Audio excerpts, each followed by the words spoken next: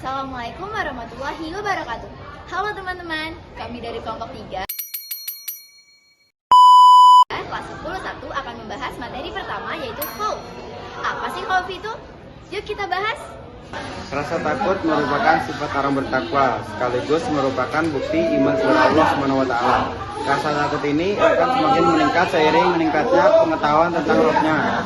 Secara tegas Allah SWT memerintahkan orang beriman agar takut kepadanya, sesuai dengan firman Allah SWT dalam Quran surat Al-Hajj ayat 1-2.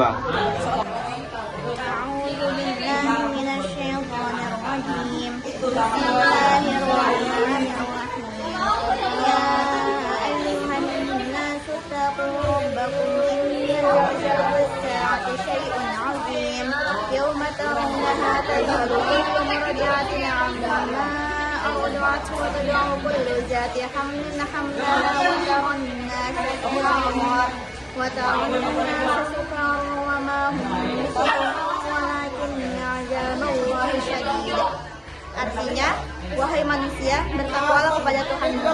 Sungguh guncangan hari kiamat itu adalah suatu kejadian yang sangat besar. Ingatlah pada hari ketika kamu melihatnya guncangan itu, semua perempuan yang menyusui anaknya akan lalai terhadap anak yang disusuinya. Dan setiap perempuan yang hamil akan keguguran kandungannya.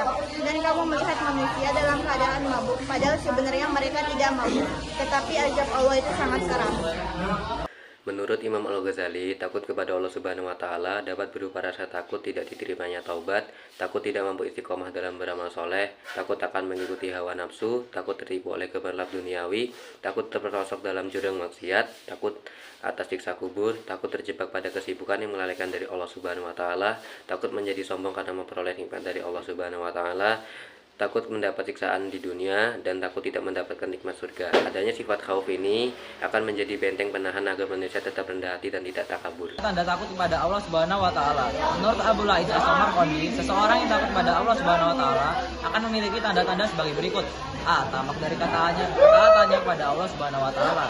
Ciri utama seorang hamba yang taat dapat diketahui dari tingkat ketakwaannya kepada Allah Subhanahu wa Ta'ala, yakni kepatuhan untuk melaksanakan perintah dan menjauhi larangannya.